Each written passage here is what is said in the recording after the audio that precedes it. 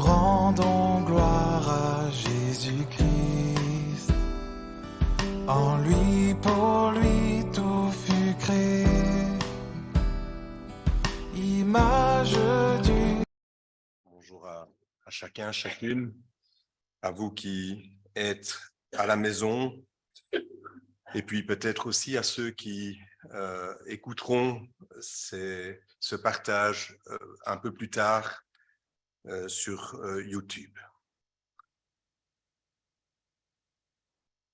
Alors, je pense je crois qu'il y a une présentation, si on peut peut-être la... Voilà, merci Serge. Alors Serge, il anticipe les choses. Hier soir, il m'a envoyé un petit mail. Dit, est-ce que tu peux pas m'envoyer les textes pour que je prépare tout ça, pour que ce soit prêt? Et puis, je lui ai dit, j'avais un embryon, un départ de PowerPoint et j'ai mis ça en musique pour ce matin. Alors, je ne sais pas quelles sont vos pensées ce matin. Quels sont vos sentiments lorsque arrive le moment du message, comme on dit? Est-ce que vous êtes à l'écoute de Poli, du prédicateur de service, ou il y a une démarche qui s'inscrit plus profondément avec un désir d'être interpellé par la parole de Dieu, tout simplement? Peut-être avec des choses que l'on connaît, que l'on a déjà entendues, mais la parole de Dieu n'est-elle pas toujours nouvelle?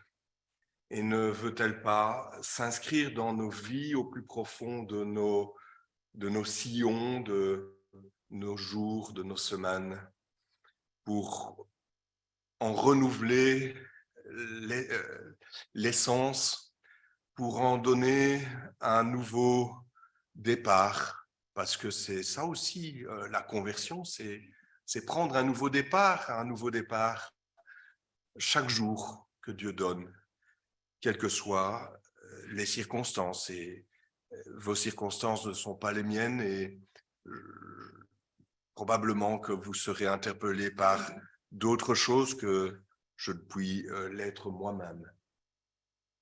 Mais venons-en au sujet qui va nous occuper, les collaborateurs de Paul. Si l'on fait un survol du Nouveau Testament et plus particulièrement un survol des Épîtres, on peut avoir cette impression que l'apôtre Paul est la figure de proue du Nouveau Testament, en tout cas des Épîtres. Mais lorsque notre lecture se fait plus précise et que, musardant de chapitre en chapitre, de verset en verset, on va se rendre compte, et on se rend compte, que une des caractéristiques du ministère de l'apôtre Paul, c'est le travail en équipe. Et dans sa mission d'annoncer l'Évangile et sa vocation de fonder, d'organiser les communautés chrétiennes en dehors, au loin, on le découvre entouré d'hommes et de femmes, de jeunes et d'adultes. Mais quoi d'étonnant? Son penchant pour le travail en équipe n'est pas une innovation.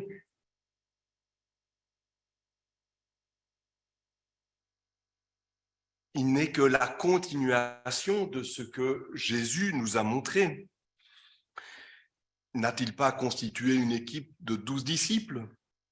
N'a-t-il pas aussi mis en place ce qu'on peut appeler un deuxième cercle, les 70 ou les 72? N'a-t-il pas envoyé cette équipe 2 par 2? L'évangélisation est une mission noble et exigeante qui ne peut être réalisée qu'en équipe. Rien d'étonnant que dans le livre des Actes des Apôtres, comme dans les évangiles, le mot « apôtre » apparaît d'ailleurs au pluriel et jamais au singulier. C'est que la vocation d'apôtre ne peut se vivre d'une manière isolée. On ne peut être serviteur de Jésus qu'en équipe et en connexion avec l'Église universelle, bien sûr, mais aussi, et bien entendu, avec l'Église locale. Et cette approche, elle a un mot, elle a un nom, c'est l'interdépendance. À l'image de ce qu'est la relation entre le Père, le Fils et le Saint-Esprit. Et Paul l'a bien compris. D'où l'importance qu'il attache à la collaboration et mieux encore au travail en équipe dans sa mission d'apôtre. Et parmi la multitude de collaborateurs et de collaboratrices de Paul, on va retrouver des noms bien connus, mais aussi des noms qui sont plus discrets, que l'on a parfois tendance à oublier, parce que ce sont des noms qui ne résonnent pas à nos oreilles, que l'on appellerait des noms à coucher dehors. Alors, parmi les hommes, on peut citer bien sûr Barnabé, Silas, Timothée, Tite, Aquila, Épaphrodite, Apollos, Épaphras, Tychique, Aristarque, Démas. Voilà toute une liste qui peut vous donner des idées si vous avez des enfants que vous devez nommer. Et puis, parmi les dames, on peut aussi citer, bien entendu, Damaris, Lydie, Priscille, Phébé, Tryphane, Tryphose, Infé, Évodia, Chez. Et il y en a d'autres. Cette liste est loin d'être exhaustive, mais elle montre quelque chose. C'est la grande variété d'une grande et d'une belle équipe. Alors, tous ces frères et ces sœurs, si l'on regarde les textes, ils sont appelés mes collaborateurs, mes frères et sœurs bien-aimés. Tiens, on reconnaît un peu ce que Ruben aime dire quand il s'adresse à nous, n'est-ce pas? Et les engagements mutuels dans la mission sont si forts que les rapports dans le travail pour la mission ont permis de véritables liens d'amitié, mais aussi parfois, c'est vrai, certaines difficultés relationnelles que l'Écriture n'élude pas, comme si elle voulait nous montrer et nous enseigner comment gérer ce type de situation. Alors, j'aimerais, au travers de prochaines prédications, et de celle-ci tout d'abord, non pas parcourir de façon exhaustive toute cette liste de collaborateurs et de collaboratrices, mais en prendre quelques-uns, quelques-unes, et souligner comment ces frères et sœurs ont collaboré, comment ils ont grandi, comment ils ont pris part à la grande mission, non pas de Paul, mais à la mission que le Christ nous a confiée. Allez, faites de toutes les nations des disciples, et vous connaissez la suite. Et comment ils ont vécu les difficultés, et puis comment ils les ont traversées. Alors, parmi toute cette liste de collaborateurs, je ne sais pas vous, qui vous placez en... Quels sont ces collaborateurs, ces collaboratrices qui vous attirent le plus, mais en ce qui me concerne, j'ai toujours eu un certain faible pour deux de ceux-là, parce que ce sont deux jeunes, deux très jeunes, Timothée et Tite. Alors aujourd'hui, je vais m'arrêter sur Tite, que j'aime particulièrement beaucoup, et je terminerai peut-être la série par Timothée. Alors, le jour où on parlera de Timothée, vous savez, ça c'est la dernière fois qu'on aborde ce sujet. Hein. Probablement que la prochaine fois, j'aimerais parler de Barnabas et de Marc, qui n'est pas d'ailleurs dans la liste. Mais je pense que cette intéressant de parler d'eux parce que ça permet aussi d'aborder un sujet particulier. Alors, il n'y avait pas beaucoup de jeunes aujourd'hui et malheureusement, celui qui jouait de la batterie nous a quittés et on peut se dire, mais oui, je sais, il n'est pas parti voir le match de foot. Mais alors, on peut se dire, mais moi, je ne suis pas jeune. Ouais. Ah, merci. Ben, tu sais, moi, j'étais jeune et beau et je ne suis... Voilà. D'accord. Merci, Annabelle, pour ta gentille remarque. Mais c'était là que je voulais en venir, évidemment. Ne sommes-nous pas jeunes de 7 à 77 ans? Mais au-delà de cela, c'est certainement les jeunes dans la foi dont il est question au travers de ce que l'on va partager. Et puis, c'est un encouragement aussi pour nous qui sommes peut-être aînés dans la foi à encourager d'autres qui sont plus jeunes dans la foi. Alors, Tite, on ne va pas le retrouver dans les actes. Son nom n'y figure pas. Et on a émis l'hypothèse que Tite aurait peut-être été le frère de Luc, l'auteur des Actes des Apôtres, mais ça ne se trouve nulle part. Ce sont des éléments, donc ça reste un mystère et ce n'est pas très important. La première fois que l'on va voir apparaître Tite, il est déjà auprès de Paul, et c'est dans l'épître aux Galates que l'on retrouve la première mention de Tite. Et cette épître aux Galates nous montre que il suit alors Paul et Barnabas dans la tournée missionnaire en Asie et en Europe, et Paul va décider de remonter à Jérusalem en compagnie de Barnabas et de Tite. C'est au chapitre 2, les versets 1 à 5.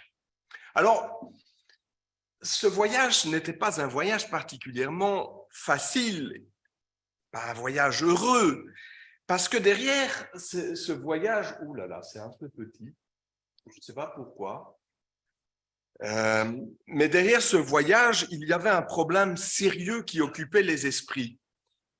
Paul était accusé de promouvoir un christianisme, dirons-nous aujourd'hui, libéral, sans circoncision, dénué du respect dû à la loi et aux traditions juives. Alors je vais lire le passage de Galates 2, versets 3 à 5. Or Tite, mon compagnon, était d'origine païenne. Eh bien, on ne l'obligea même pas à se soumettre au rite de la circoncision, et cela malgré la pression de faux frères, des intrus qui s'étaient infiltrés parmi nos rangs pour espionner la liberté dont nous jouissons dans notre union avec Jésus-Christ. Ils voulaient faire de nous des esclaves, mais nous ne leur avons pas cédé un seul instant, ni fait la moindre concession, afin que la vérité de l'Évangile soit maintenue pour vous. Aujourd'hui, avouons-le, la plupart des jeunes préfèrent passer du temps avec leurs copains en virtuel ou en vrai, parfois même aller au cinéma, que d'assister à des réunions théologiques difficiles ou à des débats intenses. Mais ne les blâmons pas. Ne sommes-nous pas, nous aussi, réticents à participer à de telles rencontres, voire même à des études bibliques ou à des conférences que l'on réserve dans notre esprit aux érudits, aux retraités, aux responsables des églises. Tite s'est peut-être demandé si les problèmes qui étaient là sur la table valait la peine d'un si long voyage et d'une telle dépense d'énergie? Pourquoi ne pas simplement faire preuve d'un esprit docile et rechercher la paix? Pourquoi sacrifier une partie de la liberté que nous avons en Jésus-Christ? Paul, en tout cas, lui, voyait à long terme les dangers d'un tel compromis. Et nous pouvons entendre jusqu'ici sa voix sévère qui disait « Pas même un moment nous ne leur avons cédé par soumission afin que la vérité de l'Évangile demeure parmi vous. » Alors le jeune Tite, et je dis le jeune parce que vraiment on peut penser et estimer que Tite avait à ce moment-là le début de la vingtaine. Donc c'est vraiment quelqu'un dans le tout début de l'âge adulte qui est là. Et il a accepté, malgré sa jeunesse, de mettre sa réputation en danger, puisque c'était lui qui était pris comme exemple, en acceptant d'être présent à côté de Paul à Jérusalem. Alors aujourd'hui, ça ne vous échappe pas, les médias nous martèlent les oreilles avec des slogans du genre « à chacun sa vérité ». Et il est politiquement plus correct de garder ses convictions religieuses pour soi que de les défendre devant les autres. Et la question qui mérite d'être posée, c'est de savoir si nous avons encore des convictions que l'on est prêt à défendre et pour laquelle nous accepterions de mettre notre propre réputation en jeu. Alors, si la valeur n'attend pas le nombre des années, c'est la foi ferme de Tite et ses convictions bien ancrées, son engagement comme disciple de Jésus-Christ qui a donné de la valeur à cette démarche à Jérusalem. La seconde étape dans laquelle nous retrouvons Tite, eh bien, c'est à Corinthe. C'est dans la deuxième épître aux Corinthiens, au chapitre 7, les versets 5 à 7. Ouais, c'est toujours aussi, je ne sais pas pourquoi. J'avais pourtant mis du 40 comme fond, mais voilà, ça passe pas. Oui, mais voilà.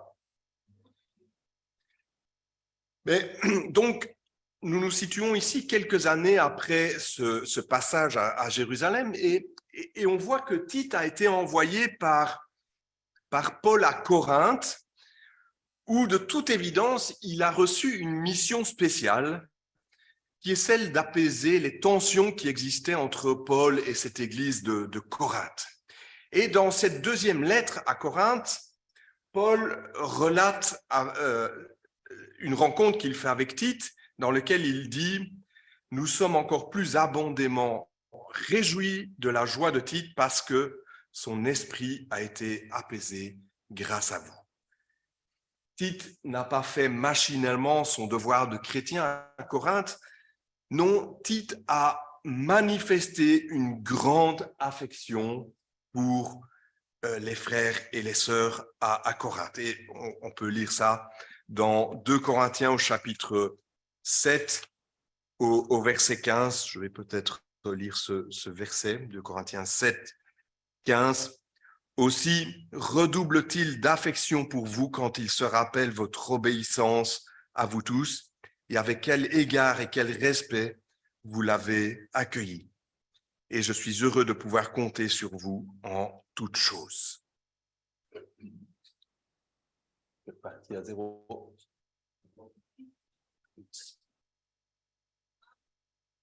D'accord, pas grave. Je reprendrai les textes si c'est nécessaire. Alors, on sait que cette église de Corinthe a été secouée par différentes difficultés. Il régnait à Corinthe des vives tensions entre des chrétiens qui étaient légalistes et qui disaient « moi, je suis de Pierre ». Et puis à côté de ça, il y avait des activistes progressifs qui disaient « moi, je suis de Paul ». Et puis des plus intellectuels qui disaient « ah, moi, je suis de Apollos ». Et puis après, la dernière franche planait au-dessus de tout ça en disant moi, je suis du Christ, et ça réglait tout. Et puis, à côté de cela, il y avait bien pire, c'était l'immoralité et une triste indifférence, des comportements, des rivalités entre les personnes. Et pourtant, Tite a aimé cette Église. Tite a pris le temps. Tite a eu de la patience envers cette Église.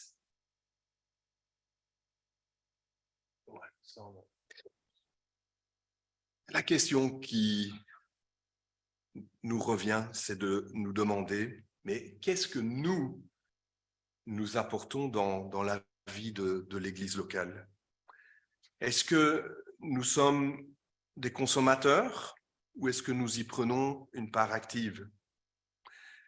Préférons-nous critiquer ce qui s'y fait ou sommes-nous des ouvriers de paix? Aucun rassemblement de chrétiens ne sera jamais parfait, ni sur la terre et encore moins ici dans notre assemblée.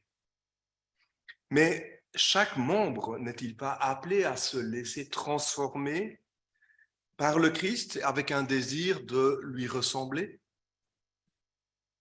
Si c'est ce que nous avons comme ambition, si ça a été notre ambition en 2022, prions que cela le reste encore en 2023 et dans les années qui viennent, si le Seigneur le permet. Il est certain que Tite a joué là un rôle clé dans les changements positifs de Corinthe. Pendant que nous voyageons à travers de la vie, laissons-nous derrière nous une odeur agréable ou plutôt une odeur nauséabonde? La vraie communion au sein du peuple de Dieu exige une marche étroite en relation avec Dieu. Tite était devenu une source de consolation pour l'apôtre. Alors, si nous aimons nos frères, le Seigneur pourra aussi nous employer pour les encourager et les consoler. Tite a été fidèle dans son amour pour ses frères chrétiens. Il a été quelqu'un qui encourage. Il a été une source de consolation. Alors Tite, il a été un pas plus loin. Et toujours dans la deuxième épître aux Corinthiens, on va voir qu'il y a eu un désir de faire une collecte en faveur des chrétiens à Jérusalem et aux alentours. Et on va retrouver que Tite a été impliqué dans ces questions d'argent. Alors visiblement, il avait aussi des compétences administratives. Ah, là c'est un petit peu plus grand. Les frères et sœurs de Judée étaient dans le besoin et Paul a incité de rassembler les dons de différentes assemblées pour qu'on puisse les porter vers ses frères dans le besoin. C'est une belle tâche, n'est-ce pas? Mais c'est aussi une responsabilité.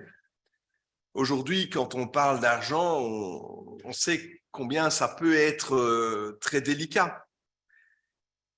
Parce qu'il faut admettre que souvent, le cœur humain est enclin à la tromperie et que les détournements de fonds, les gaspillages sont légion.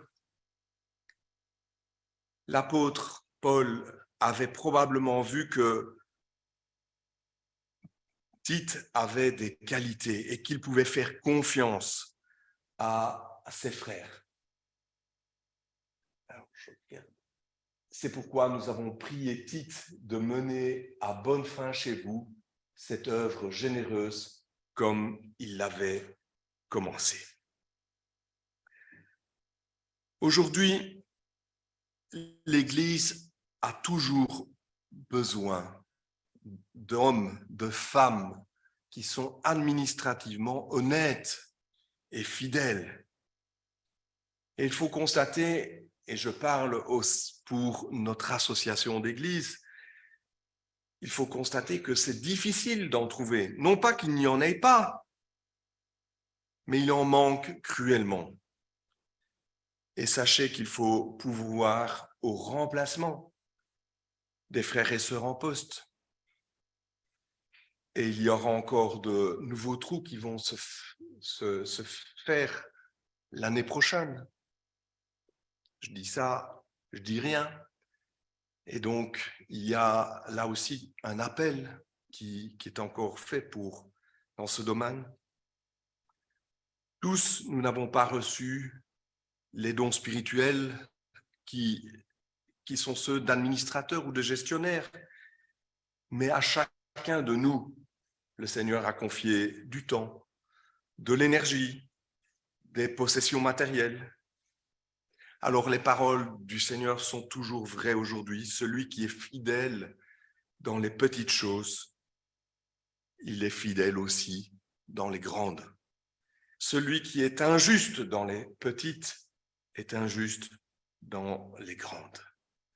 Alors notre prière ne devrait-elle pas être celle du psalmiste « Seigneur, apprends-moi à bien gérer mes jours, mes années, les personnes que tu me confies comme les biens matériels que tu mets à ma disposition, afin qu'elles soient utiles dans ton œuvre et multipliées par ta grâce. » Tite était un fidèle administrateur des ressources de l'Église, un homme digne de confiance, discipliné et transparent. Quatrième étape du voyage, on va retrouver Tite en Crète. Et c'est là que c'est le plus évident, puisque Paul va lui adresser une lettre alors que ils ont parcouru dans le voyage cette île de Crète. Autour des années 62, l'apôtre Paul a dû quitter cette île et Tite est resté là-bas.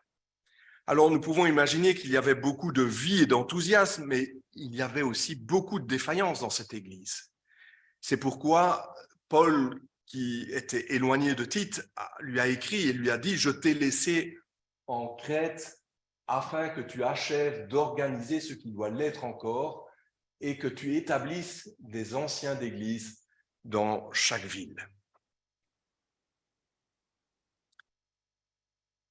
Ce n'était pas une tâche facile, parce qu'on découvre à la lecture de cette petite épître de Tite, 3 chapitres que je vous encourage à lire, on découvre que l'état moral des gens était assez décadent. Il est dit d'ailleurs que les Crétois sont toujours menteurs, de méchantes bêtes, des gens paresseux, des paroles assez terribles. On voit aussi que certains se sont opposés au message de Tite. Et parmi les nombreux croyants, il y en avait probablement de plus expérimentés. Et on se rappelle que des Crétois étaient présents le jour de la Pentecôte dans le livre des Actes.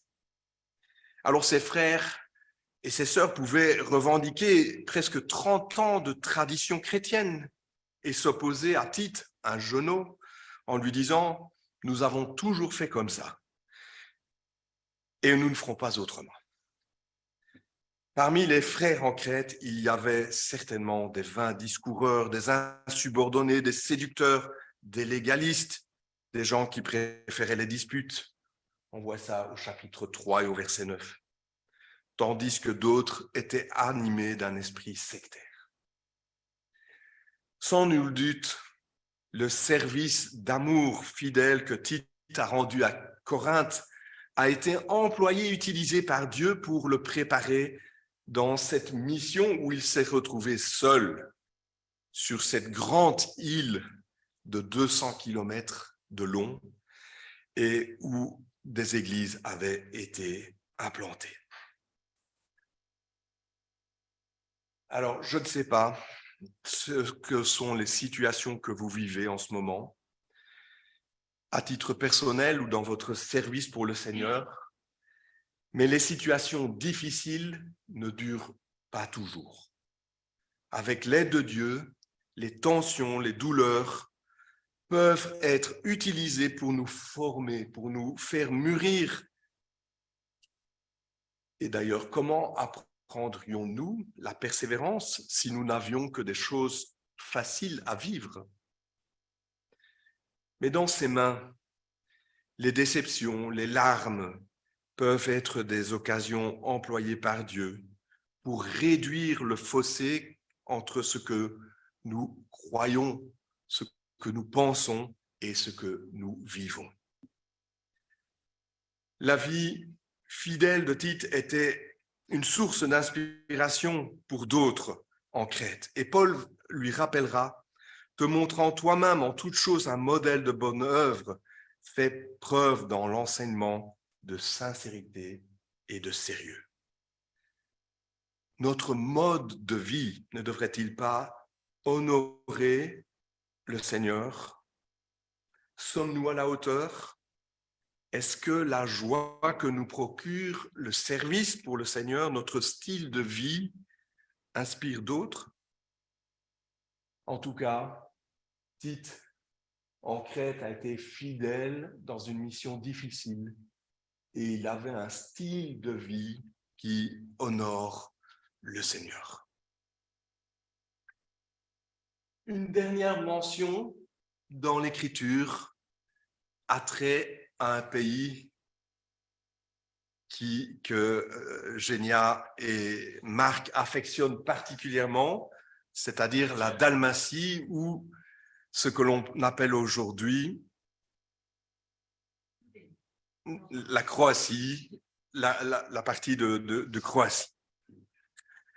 C'est dans la deuxième épître de Timothée qu'on voit cette mention. Et cette deuxième épître de Timothée, elle est particulière parce que ce sont les derniers moments de vie de l'apôtre Paul. Ce sont, au travers de cette deuxième épître, les dernières paroles, les dernières recommandations qu'il va laisser à Timothée et à d'autres. Et c'est pourquoi il s'adresse avec ses conseils, c'est 2 Timothée chapitre 4, verset 5, « Sois sobre en tout temps, endure les souffrances, accomplis pleinement ton service, achève fidèlement ton service, mène-le à bonne fin. » Et puis, il va se tourner vers certains compagnons d'œuvre spécifiques et il dira « Démas m'a abandonné. » Ah, ça fait mal. Et on sait que Démas est allé à Thessalonique. Pourquoi? On n'en sait trop rien. Qu'est-ce qui a pu l'attirer là-bas? Mais en tout cas, il va continuer en disant, Crescène s'est rendu en Galatie et Tite en Dalmatie. Tite est entré là dans une dernière étape, une étape suivante de sa vie. Et si on fait le compte, Tite était dans le début de la vingtaine. Il a passé une bonne quinzaine d'années avec l'apôtre Paul. À ce moment-là, il n'avait pas encore 40 ans. Alors, je ne sais pas quel âge vous avez. Si, quand même un petit peu.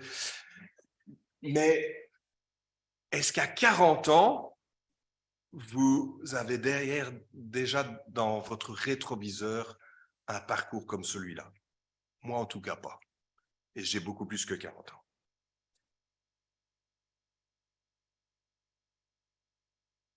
À ce moment-là, Paul dit à Tite, tu sais maintenant,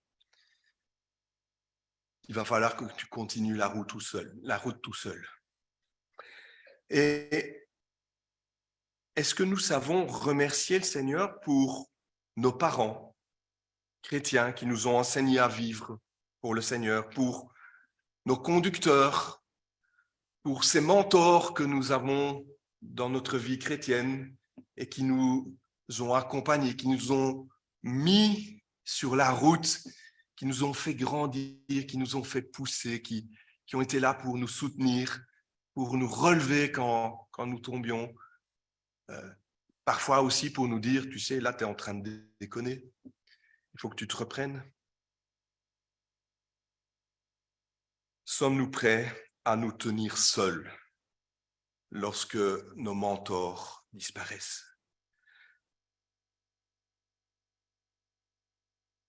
D'après ce que nous savons, Tite a été fidèle et de nombreuses années encore. Alors là aussi, la Bible n'en dit rien, mais la tradition orthodoxe en tout cas raconte que Tite est retourné par la suite en Crète, qu'il a fondé de nombreuses églises qu'il a rassemblées dans plusieurs diocèses, et la tradition continue en disant qu'il est décédé à l'âge de 94 ans. C'est donc un long parcours béni que ce frère Tite nous laisse au travers de cette collaboration qui a été initiée avec l'apôtre Paul. Tout montre que c'était un chrétien dévoué, animé d'un amour profond pour le Seigneur, travaillant avec courage, avec zèle. Et à cause de cela, il était rendu capable d'aider les chrétiens, en particulier à Corinthe, en Crète, en les entourant de ses soins et de son affection. Tite a su mettre en pratique les recommandations de l'apôtre Paul afin que les croyants apprennent à être les premiers à pratiquer des bonnes œuvres et qu'ils ne soient pas sans fruit. Oui, le Christ a imprimé son empreinte dans sa vie, et cela depuis sa plus tendre jeunesse jusqu'au jour de sa vieillesse. Et chaque étape a été un jalon pour la suite. Alors peut-être que nous nous demandons au point où nous sommes dans notre vie, mais pourquoi le Seigneur me demande ceci? Pourquoi c'est pas vraiment ça que j'avais dans mes plans? Eh bien, Tite illustre parfaitement que le Seigneur travaille, le Seigneur équipe, et chaque étape est déjà une préparation pour le restant de l'existence. Pour autant que nous nous laissions façonner par le divin potier dans ses plans qu'il a en réserve de toute éternité pour nous. Tite a été un croyant fidèle dans ses convictions et ferme dans sa foi, dans son amour fraternel, dans sa gestion des ressources de l'Église, dans une mission difficile en Crète. Et puis, il a été fidèle quand il a dû travailler seul. À l'aube de sa vie, Paul a pu dire « J'ai combattu le bon combat, j'ai achevé la course, j'ai gardé la foi. » Je passe ça. Est-ce que nous pouvons prendre pour nous-mêmes, en cette fin d'année, ce verset comme un verset clé, comme une ambition aussi de démarrer l'année 2023 en se disant « l'année 2022, elle n'a pas été facile d'une façon générale. Je crois que chacun est emprunt avec certaines difficultés qui sont communes et puis d'autres qui sont plus particulières. Mais au travers de tout cela, puissions-nous continuer à combattre jusqu'au bout et achever notre course qui se terminera peut-être un jour bien loin, mais en restant fidèles à notre foi. Que le Seigneur nous encourage les uns et les autres dans la tristesse qui nous habite, peut-être dans la joie qui est peut-être parce que nous avons remporté une victoire cette semaine. Mais quoi qu'il en soit, que le Seigneur soit avec chacun de nous et vous fortifiant dans son service. Amen. Prions. Seigneur, nous voulons te bénir pour ta parole qui nous est laissée, pour les exemples qu'elle contient. Par ta parole, tu veux nous instruire, tu veux nous stimuler, nous enseigner, nous reprendre aussi parfois, pour nous amener à être rendus à ton image. Seigneur, donne-nous du courage, donne-nous cette fidélité qui vient de toi pour que notre service soit un service qui t'honore et au travers duquel tu puisses encourager d'autres qui nous entourent, nos frères et sœurs dans l'Église, nos amis, nos parents. Seigneur, nous voulons nous en remettre à toi pour cette semaine. Nous voulons aussi avoir une pensée toute particulière pour notre frère Alain, pour son épouse, pour son fils qui viennent de perdre une maman, une épouse, une belle-fille. Seigneur, tu vois la peine qui est la leur et nous te prions, Seigneur, qu'il puisse être porté par toi dans ces moments où les nuages sont épais, où il est difficile de te voir à l'œuvre, mais nous savons, Seigneur, que tu veux les soutenir et leur venir en aide. Seigneur, nous t'en prions au nom de Jésus. Amen.